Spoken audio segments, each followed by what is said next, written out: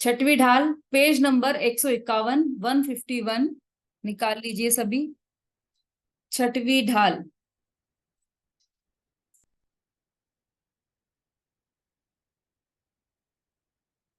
बहुत सारे लोगों को तो कंठस्थ भी होती है, ये रटी हुई होती है पूरी 6 ढाल, है ना।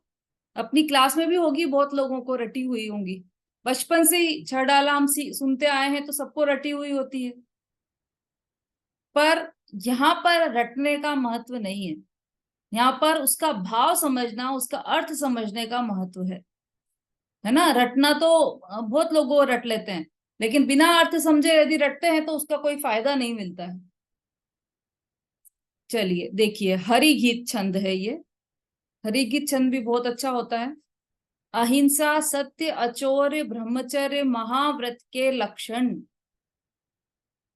अब यहां से मुनिराज की चर्चा प्रारंभ हो गई। मुनिराज के सकल व्रत की चर्चा प्रारंभ हो गई। अभी तक तो हमने एक देश व्रत की चर्चा की थी, और वह एक देश व्रत या अणुव्रत या विकल व्रत किसको होते हैं कि पंचम गुण स्थानवर्ती श्रावक को जो अणुव्रत होते हैं उसकी चर्चा हमने की थी।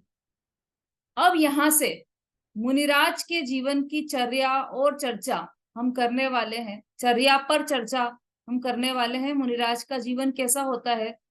सर्वप्रथम तो मुनिराज सम्यक दर्शन, सम्यक ज्ञान और सम्यक चारित्र, इन तीनों रत्नत्रय रूप मोक्ष मार्ग पर चलने वाले साधक होते हैं, पथिक होते हैं।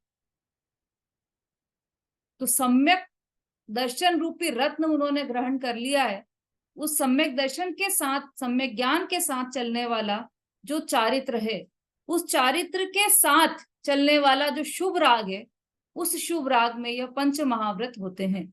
उसकी चर्चा अभी यहाँ पर करने वाले हैं, क्योंकि ये पंच महाव्रत के विकल्प मुनिराज को होते हैं ना, तो ये शुभ राग है। ये जो विकल्प हो रहे हैं ये शुभ राग कहलाते हैं। शुद्ध भाव तो है नहीं है तो शुभ भाव। तो ये विकल्प रूप है। देखिए छंद पढ़ते हैं। षटकाय जीवन हनन ते सब, विधि दरब हिंसा टरी, रागादि भाव निवारते, हिंसान भावित अवतरी, जिनके न लेश मृषान जल मृण भूबिनादि योग है, 8 10 सहस विदशील धर, चिद ब्रह्म में नित रमी रहे। शब्दार्थ देखो, जो अभी हमारी 5 ढाल चल चुकी है वह अधिकतर लोगों को याद होगी। सबको किस किस को 5 ढाल याद है पूरी पूरी, वो हैंड रेस कीजिए। मतलब छंद, छंद के रूप में 5 ढालों के छंद किसको याद है।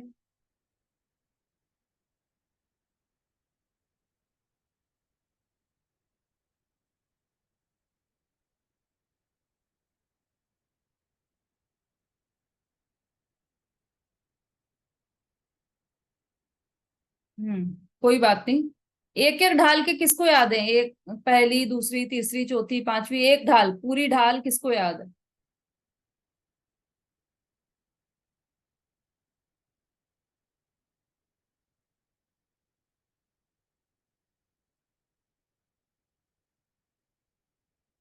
7 लोगों को याद है।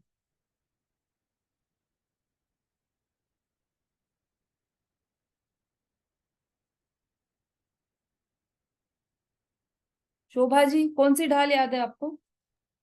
दीदी चाहिए ने मेरे को चौथी और पांचवी ढाल है, हमने चौथी से ही क्लास अटेंड किए थे। अच्छा, सारे छंद याद है आपको चौथी और पांचवी ढाल के।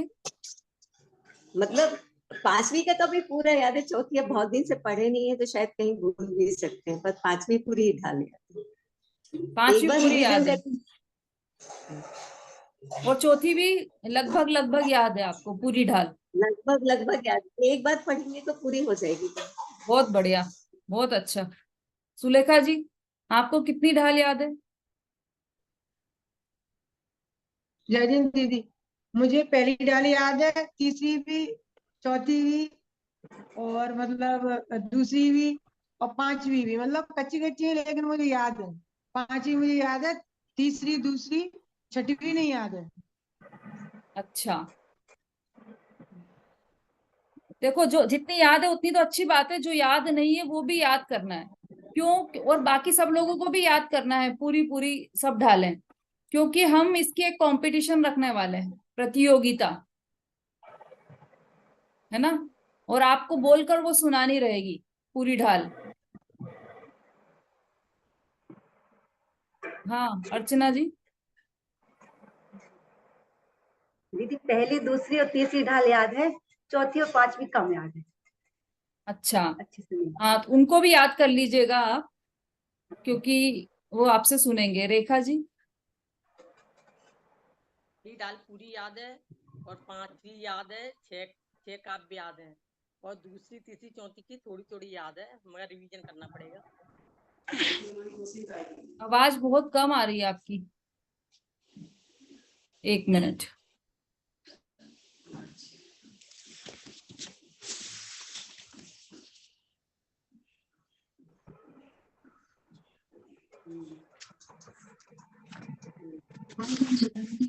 World. Mode. Bluetooth mode. Connected.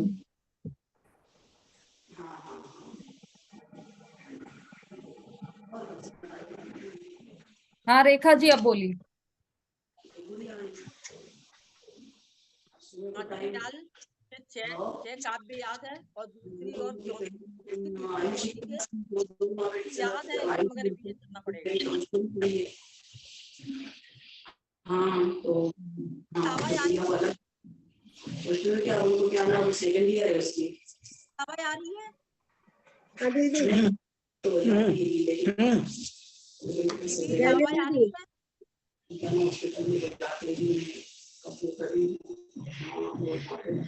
Private जब बुलाते तब उसमें जाना पड़ता पड़ेगा, ये कोचिंग।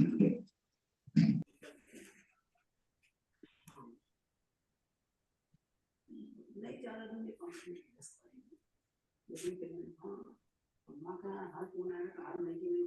रेखा जी अब बोलिए जरा। हाँ दीदी आवाज आ रही है मेरी? हाँ ठीक है, स्पीकर लगाना पड़ा मुझे, स्पीकर पर आ रही है, ठीक है अब बोलिए। दीदी मेरे को पहली डाल पूरी याद है, और पांचवी डाल के छह काव्य याद है, और दूसरी, तीसरी, चौथी मतलब दीदी याद है, मगर रिवीजन करना पड़ेगा। ठीक है, अच्छी बात है, आप याद कर लीजिए उसे कंप्लीट। विमलेश जी। हाँ दीदी, जय हिंद दीदी। दीदी हम्म। पहली और दूसरी ढाल तो मुझे बहुत अच्छे से याद है, और तीसरी, चौथी, पांचवी चल रही है दीदी धीरे धीरे। अच्छे से याद नहीं है, बीच में भूल जाती हूँ। वो अपन एक बार की होगी ना यदि याद, तो फिर वो पूरी याद आ जाएगी, आपको थोड़ा सा रिवाइज करना है बस। यही यही है दीदी, बस हाँ रिवाइज करने वाली बात। हाँ वो आप कीजिएगा जरूर। आज अष्टमी है जी। ना, तो आज आप फ्री भी रहेंगे अपने घर के काम से, तो आज बैठकर ये रिवीजन ही करना है आपको। प्रमोद बालाजी। आती मुझे पहली और दूसरी दो तो याद है, और तीसरी चौथी में मेरा क्या है कि घर में मैंने पूरी क्लास नहीं लिया आपकी, तीसरी चौथी और पांचवी। हाँ हाँ तो भी याद कीजिएगा आप। संगीता जी बोलिए। हाँ दीदी पहली याद है, और दूसरी भी मतलब आधी से ज्यादा याद है, लेकिन रिवीजन करूंगी तो पूरी हो जाएगी, पूरी हो जाएगी। और तीसरी चौथी पांचवी? वो भी याद है दीदी, हल्की हल्की, अभी रिवीजन नहीं कर पाई, रिवीजन कर लूंगी तो अब करके सुना दूंगी आपको। हाँ बहुत बढ़िया संगीता जी, बहुत अच्छा। देखो सबको रिवाइज करके पक्का पक्का करके याद करके और सुनाना है। एक दिन हम प्रतियोगिता रखेंगे, और उसमें भी फर्स्ट सेकंड थर्ड प्राइज मिलेगा, इसलिए सबको आपको अच्छी तरह से याद करना है, क्योंकि ये चीजें कंठस्थ होना चाहिए। क्योंकि मुद्रा गंठ की और विद्या कंठ की, ये दोनों ही काम आते हैं बस। बैंक में कितना भी पैसा रखा हो कुछ काम नहीं आएगा, आपकी जो जेब में पैसा है, पॉकेट में पैसा है, वही काम आएगा, है ना। ऐसे ही कितने ही शास्त्र आपने आपके घर में रखे हो, पूरी लाइब्रेरी बनी हो, कुछ भी काम नहीं आने वाली है। तो विद्या कंठ की जो आपने अंदर उतार ली और अंदर नहीं उतार पाए, तो आपको जो याद है वो चिंतन करने के लिए बस वो ही काम आ सकती है ना। इसलिए सभी को याद होना चाहिए जरूरी में।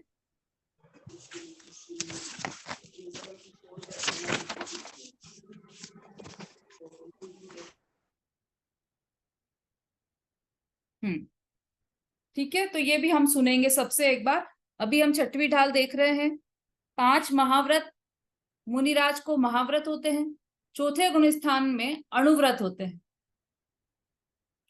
उसकी चर्चा हम पहले ही कर चुके हैं, अणुव्रत की। अब महाव्रत की चर्चा यहाँ पर करने वाले हैं। अब देखिए, इसमें हम सबसे पहले शब्दार्थ देख लेते हैं।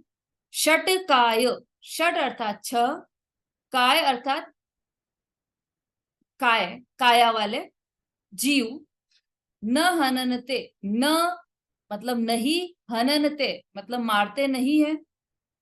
6 काय के जीवों की हत्या नहीं करते या घात नहीं करते। सब विधि दरब हनन ते मतलब नहीं, घात नहीं करने से, ते मतलब से। सब विधि दरब हिंसा टरी, सब विधि मतलब प्रकार, सर्व प्रकार की, दरब मतलब द्रव्य, हिंसा टरी, द्रव्य हिंसा टरी मतलब टाल देते हैं। 6 काय के जीवों की का घात न करके सब प्रकार की हिंसा का टालना, ये द्रव्य हिंसा का पालन करते हैं मुनिराज। फिर रागादि भाव निवारते, रागादि में सब ले लेना, राग, द्वेष, क्रोध, मान, माया, लोभ आदि भाव, उन भावों का निवारण करने से, उन भावों को दूर करने से, हिंसा न भावित अवतरी, हिंसा न भावित, भावित मतलब भाव, भाव हिंसा भी नहीं होती। जिनके न लेश, जिनके न लेश, न लेश, लेश मतलब लेश मात्र भी, किंचित मात्र भी, मृषा मतलब झूठ, मृषा अर्थात झूठ, जो लेश मात्र भी झूठ नहीं बोलते, किंचित मात्र भी झूठ नहीं बोलते। अब देखो, इसमें न जल के बाद कॉमा लगा हुआ है। अब ये कॉमा, ये राग बैठाने के लिए कॉमा यहाँ पर लगा है। वास्तव में कॉमा जो है वो मृषा के बाद ही आ जाएगा। जिनके न लेश मृषा मतलब जिनके बिल्कुल भी झूठ नहीं होता। फिर न जल मृण, जल मतलब पानी, न जल मतलब पानी नहीं, और मृण, मृण मतलब मिट्टी नहीं। हु बिना दियो गए, भी, हु मतलब भी, बिना, बिना दियो मतलब बिना दिए, ग्रहण नहीं करते। मिट्टी और पानी भी बिना दिए ग्रहण नहीं करते। 8 दश सहस, 8 दश अर्थात 18, सहस अर्थात 1000, विद, विद अर्थात प्रकार के, शील, शील अर्थात ब्रह्मचर्य, धर अर्थात धारण करते हैं। चिद ब्रह्म में, चैतन्य स्वरूप आत्मा में, नित सदैव रमी रहे, रमण करते हैं, रमते हैं, रमण करते हैं। ये इसका शब्दार्थ है। अन्वयार्थ पढ़िए प्रमोद बालाजी। 6 काय के जीवों को घात न करने के भाव से सर्व प्रकार की द्रव्य हिंसा दूर हो जाती है और राग, द्वेष, काम, क्रोध, मान, माया, लोभ आदि भावों को दूर करने से भाव हिंसा भी नहीं होती है। उन मुनियों को किंचित झूठ नहीं होती। पानी और मिट्टी भी दिए बिना ग्रहण नहीं करते तथा 18,000 प्रकार के शील को, ब्रह्मचर्य को धारण करके सदा चैतन्य स्वरूप आत्मा में लीन रहते हैं। हाँ, ठीक है। चिद ब्रह्म में नित रमी रहे, उसका अर्थ क्या बताया? चैतन्य स्वरूप आत्मा में लीन रहते हैं। देखो, पहले मूल मुख्य बात, अंदर की बात से प्रारंभ करते हैं, है ना। ये जो 3 लाइनें हैं, 3 बल्कि 3.5 लाइन है, वह सब 3.5 लाइन इस आधी लाइन पर आधारित है। क्या है आधी लाइन? चिद ब्रह्म में नित रमी रहे। ये पूर्वक ही होंगी ये सारी लाइनें। यदि ये होगा तो ये लाइनें कुछ भी काम की नहीं है। मतलब चित ब्रह्म में यदि रमा रहेगा, जीव रमेगा, उसका चारित्र उत्कृष्ट होगा, तो ही यह बाहर की चीजें दिखाई देंगी। कैसे? चिद ब्रह्म का अर्थ क्या है? चिद अर्थात चैतन्य स्वरूप, ब्रह्म अर्थात आत्मा। एक तो अर्थ ये है इसका। दूसरा, चिद अर्थात ज्ञान और ब्रह्म अर्थात आनंद। तो ज्ञान आनंद स्वरूपी आत्मा में, ज्ञान और आनंद में नित रमना, रमना अर्थात चारित्र, चरण करना, चरना। चरना जैसे पशु होते हैं ना, वो चरते हैं ना, उनको चारा दे दो तो वो चरते हैं।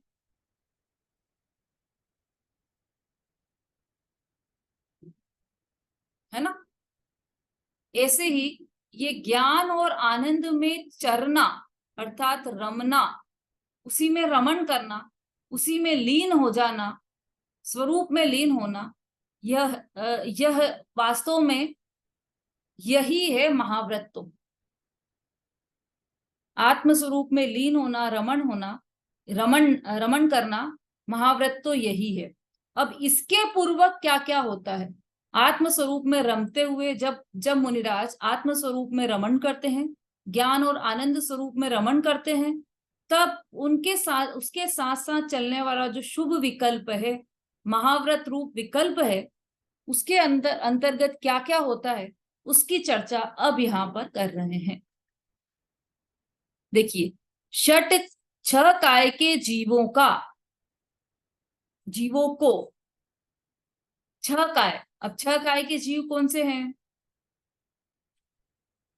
छह काय के जीव हैं।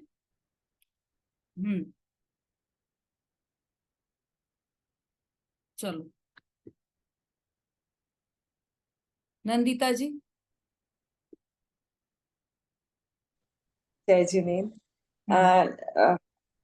5 स्थावर और 1 त्रस जीव चटकाय के जीव होते हैं। 5 स्थावर कौन से? पृथ्वी काय, जल काय, अग्नि काय, वायु काय, वनस्पति काय। और स्थावर में फिर 4 इंद्रिय, सारे 1 इंद्रिय, 2 इंद्रिय, 3 इंद्रिय, 4 इंद्रिय, पंचेंद्रिय आएंगे। ये किस में आएंगे? त्रस में। त्रस में, ठीक है, बिल्कुल सही। त्रस और स्थावर, ये 6 काय के जीव हो गए। तो स्थावर तो हो गए 5 और 1 हो गया त्रस। आ गया ना सबको समझ में? त्रस और स्थावर। षट काय के जीव कैसे हुए? कांति जैन। षट काय के जीव अर्थात क्या?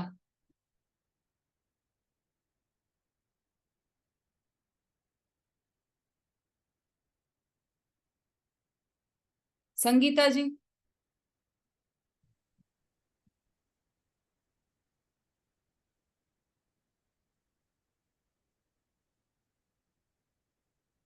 अनम्यूट कीजिए।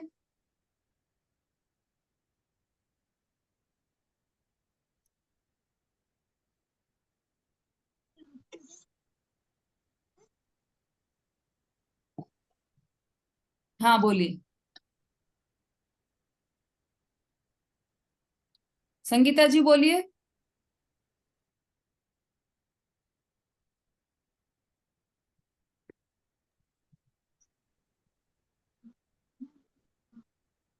हाँ बोलिए।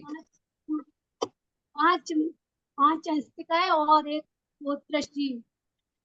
5 में वायु, अग्नि, जल, वनस्पति, वायु, जल, अग्नि, वनस्पति, पृथ्वी, जल, वायु, अग्नि, वनस्पति और त्रसजीव। त्रसजीव में क्या आया? 2 इंद्रिय, 3 इंद्रिय, 4 इंद्रिय, 5 इंद्रिय। हाँ, ये सब मिलकर क्या हो गए? 6 काय जीव। बिल्कुल ठीक है, ये 6 काय के जीव। षट काय के जीवों को घात न करने के भाव से, उनको घात नहीं करना, उनकी हत्या नहीं करना, उनकी हिंसा नहीं करना, ऐसे करने के भाव से सर्व प्रकार की द्रव्य हिंसा दूर हो जाती है। हिंसा 2 प्रकार की, द्रव्य हिंसा और भाव हिंसा। तो यहाँ अभी भाव हिंसा की बात लेंगे आगे, अभी द्रव्य हिंसा की बात है। तो द्रव्य हिंसा में क्या लिया कि षट काय के जीवों की हिंसा नहीं करते, मतलब 6 काय के जीवों की हिंसा नहीं करते। कौन नहीं करते? जो इंजीनियर है वो नहीं करता, या जो पंडित है वो नहीं करता? कौन नहीं करता? लीवन जैन,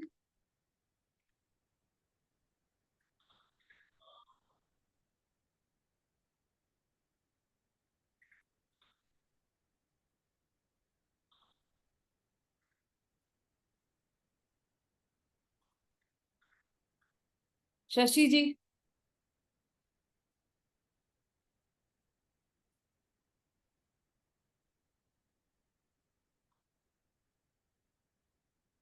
कल्पना जी,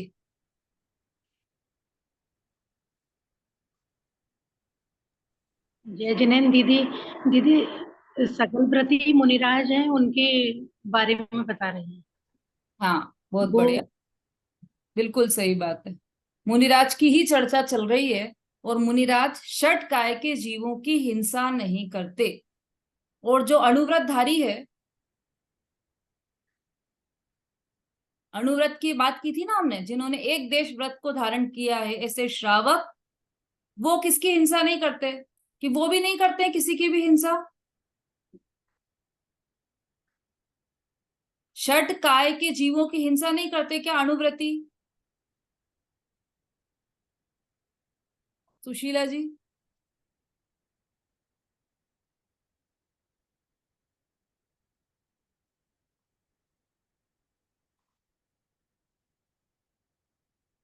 अनम्यूट करना पड़ेगा आपको।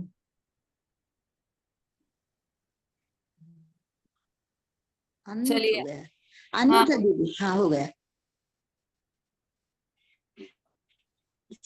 बोलिए। एक देश त्याग करते अणुव्रतधारी, एक देश त्याग रहता है अणुव्रत, हाँ तो एक क्या, देश त्याग रहता है। किस चीज का त्याग रहता पांच है? पांच पांच पापों का एक देश त्याग होना ही अणुव्रत कहलाता है। हाँ वो ठीक है। अणुव्रतियों को 5 पापों का एक देश त्याग रहता है। हिंसा में किस चीज की हिंसा का त्याग होता है? जैसे मुनिराज के तो षट काय के जीवों की हिंसा का त्याग है, तो अणुव्रत को भी षट काय के जीव की हिंसा का त्याग है क्या? प्रश्न ये है। हाँ हाँ, द्रव्य हिंसा का त्याग है, हिंसा का त्याग है 5 पापों में, हिंसा का तो। आरती जी। जय जिनेन्द्र दीदी, अणुव्रतधारी को संकल्प हिंसा का त्याग होता है, और त्रस हिंसा का। हाँ बिल्कुल ठीक, बहुत अच्छा। क्या आई थी उसमें लाइन? त्रस हिंसा को त्याग वृथा था वर्ण सहारे। त्रस हिंसा और संकल्प हिंसा का तो सर्वथा त्याग होता है अणुव्रतधारी को, लेकिन वृथा था वर्ण सहारे मतलब उसका स्थावर की हिंसा का कंप्लीट त्याग नहीं होता, लेकिन वो व्यर्थ में हिंसा भी नहीं करता स्थावर की। ठीक है, फर्क समझ में आ रहा है मुनिराज में और श्रावक में? मुनिराज को तो सब प्रकार की हिंसा का त्याग है, सब विधि दरब हिंसा टरी। सब विधि मतलब सब प्रकार की हिंसा, किसी भी प्रकार की हिंसा नहीं करेंगे, चाहे वो संकल्प हिंसा हो, विरोधी हिंसा हो, उद्योगिनी हिंसा हो, कोई भी हिंसा हो, त्रस की हिंसा हो, स्थावर की हिंसा हो, किसी भी प्रकार की हिंसा मुनिराज नहीं करेंगे, क्योंकि उन्हें हर प्रकार की हिंसा का त्याग है। और अणुव्रतधारी को एक देश त्याग है। तो हिंसा के एक देश त्याग में क्या, किस चीज का त्याग होता है? कि त्रस की हिंसा का तो सर्वथा ही त्याग होता है, और स्थावर की भी हिंसा व्यर्थ में नहीं करता है, पर उससे स्थावर की हिंसा हो जाती है अणुव्रतधारी से, क्योंकि अभी तो वो तो गृहस्थी में रह रहा है ना, तो वो भोजन भी करेगा, भोजन भी बनाएगा, चलेगा फिरेगा, सभी करेगा। वो तो जैसे जैसे प्रतिमाएं बढ़ती जाएंगी वैसे वैसे वो त्याग करता जाएगा, है ना। आरंभी हिंसा का त्याग, तो आरंभ त्याग प्रतिमा में आरंभी हिंसा का त्याग करेगा वो। 11वीं प्रतिमा में या 9वीं प्रतिमा में ब्रह्मचर्य व्रत लेगा, तो उस संबंधी हिंसा का त्याग उस प्रतिमा में होगा। तो इसलिए पंचम स्थानवर्ती जो श्रावक है उसको सकल हिंसा का त्याग नहीं होता, एक देश हिंसा का त्याग होता है। और मुनिराज जो हैं उनको सकल हिंसा का त्याग होता है, किसी भी प्रकार की हिंसा नहीं करते, है ना। मुनिराज, क्योंकि मुनिराज की दशा ही अनुपम है। कैसे होते हैं मुनिराज? जिनको हम, जो पंच परमेष्ठी में जिनका स्थान है, ऐसे हैं मुनिराज। हम प्रतिदिन जिनको नमस्कार करते हैं, नमोकार मंत्र तो सभी बोलते हैं ना प्रतिदिन, और कितने ही लोग हैं वो तो कितनी कितनी बार माला फेरते हैं नमोकार मंत्र की। होंगे इसमें भी कितने लोग हैं जो माला फेरते हैं रोज नमोकार मंत्र की? कितने लोग एक एक बार फेरते हैं, कितने लोग बहुत बहुत बार भी फेरते हैं। तो उस नमोकार मंत्र का अर्थ समझकर हम माला फेरते हैं कि बस मुंह से हम भाषा वर्गणा से बोल बोल के बस उसके दाने फिराते जाते हैं? क्या है उसका अर्थ नमोकार मंत्र का? किसको नमस्कार किया है नमोकार मंत्र में? पंच परमेष्ठी को नमस्कार किया गया है नमोकार मंत्र में। और पंच परमेष्ठी में कितने परमेष्ठी देव हैं और कितने परमेष्ठी गुरु हैं? अनीता जी। पंच परमेष्ठी को नमस्कार करती हूँ, शाम को 3 माला फेरती हूँ। हाँ, बहुत अच्छी बात है, आप माला फेरते हो। अरंत सिद्ध आचार्य उपाध्याय सर्व साधु। पंच परमेष्ठी मतलब नमोकार मंत्र आप डेली प्रतिदिन पढ़ते हो। अब इसमें कितने देव हैं और कितने गुरु हैं?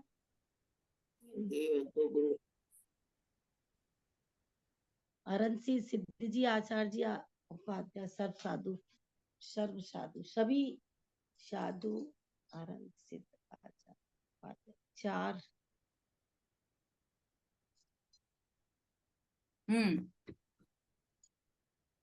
अब अनीता जी क्या है कि अब आप पाठशाला में आने लगे हो, अब आप एक शब्द भी बोलो तो उसका अर्थ समझ के बोलना है। आप माला फेरते ना अपन 9 बार, अरंत अरंत सिद्ध आचार्य उपाध्याय साधु, मतलब 9 बार हमने पंच परमेष्ठियों का नाम लिया।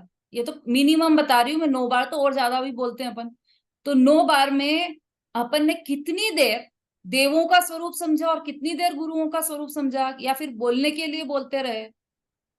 ये जो रटने का कार्य है ना, ये जैन दर्शन में नहीं है कि खाली रटो तो आपको धर्म हो जाएगा, ऐसा यहाँ पर नहीं। किसको हम नमस्कार कर रहे हैं? जिसको हम नमस्कार कर रहे हैं वो हमारे श्रद्धा के श्रद्धेय हैं। तो ये श्रद्धेय जो है उनका स्वरूप कैसा है वो हमें समझ में आएगा, तो ही तो हमारा नमस्कार सच्चा नमस्कार होगा। चलिए, कौन बताएगा कितने देव हैं और कितने गुरु हैं? संगीता जी।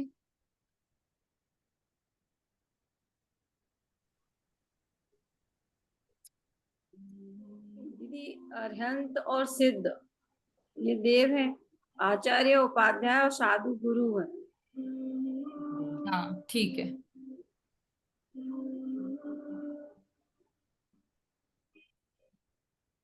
अरहंत और सिद्ध देव हैं, आचार्य उपाध्याय और साधु ये तीनों गुरु हैं। कहीं कहीं पर अरहंत को भी गुरु के रूप में लिया है, परम गुरु के रूप में लिया है, जय जय नाथ परम गुरु हो, वहां पर अरहंत भगवान को भी लिया है। लेकिन मुख्यतया बात यह है कि 3 तो स्पष्ट रूप से गुरु हैं और बाकी जो 2 है वो देव है, अरहंत भगवान और सिद्ध भगवान। इनके आगे भगवान लगता है, अरहंत भगवान, सिद्ध भगवान और आचार्य भगवान। आचार्य उपाध्याय और साधु ये तीनों ही मुनिराज हैं। ठीक है। अब इनको हम नमस्कार करते हैं प्रतिदिन। यहां तक कि जो गंधर्व देव, भाई म्यूट कर लीजिए जिसका भी अनम्यूट है। यहां तक कि जो गंधर्व देव हैं वो भी मुनिराज को नमस्कार करते हैं। ओम बोलते हैं ना, तो ओम में भी पूरे 5 परमेष्ठी आ गए। और गंधर्व देव भी नमो अरिहंताणम, नमो सिद्धाणम, नमो आयर्याणम, नमो उवज्जायणम, नमो लोय सवसाहुणम। तो इसमें तीन जो साधु पद हैं, अरहंत, आचार्य, उपाध्याय और साधु, ये तीनों साधुओं को भी वो नमस्कार करते हैं। इसका मतलब क्या हुआ? ये बात अभी क्यों कर रहे हैं अपन यहाँ पर? इसलिए कर रहे हैं ये बात क्योंकि जो मुनिराज हैं उनकी इतनी उच्च दशा, इतनी उत्कृष्ट दशा होती है कि स्वयं गंधर्व भी उनको नमस्कार करते हैं। ऐसे मुनिराजों की जिनकी इतनी उत्कृष्ट दशा है, उनकी चर्या कैसी होती है, उनका चिंतन कैसा होता है, ये सारी बात अभी हम यहाँ पर करने वाले हैं। दीदी लेकिन गंधर्व भी तो मुनि ही होते ना, आचार्य पदवी पे तो रहते होंगे। हाँ, गंधर्व भी मुनि है, बिल्कुल। तब भी वो मुनिराज को फिर भी वो हाँ आचार्य को नमस्कार करते हैं। यही तो खास बात है। गंधर्व देव भी जिनको नमस्कार करते हैं, ऐसे मुनिराज जो साधु हैं, साधुओं को सबको नमस्कार करते हैं। नमो लोए सव त्रिकालवर्ती साहुणम, गुरुदेव बोलते थे ना, नमो लोए सव त्रिकालवर्ती आईरियाणम, नमो लोए सव त्रिकालवर्ती उवज्झायाणम, नमो लोए सव त्रिकालवर्ती साहुणम। तीनों काल के जितने भी हैं आचार्य, उपाध्याय और साधु, उन सबको मैं नमस्कार करता हूं, और गंधर्व देव स्वयं भी उनको नमस्कार करते हैं। ऐसा क्या खास बात है मुनिराज में कि उनको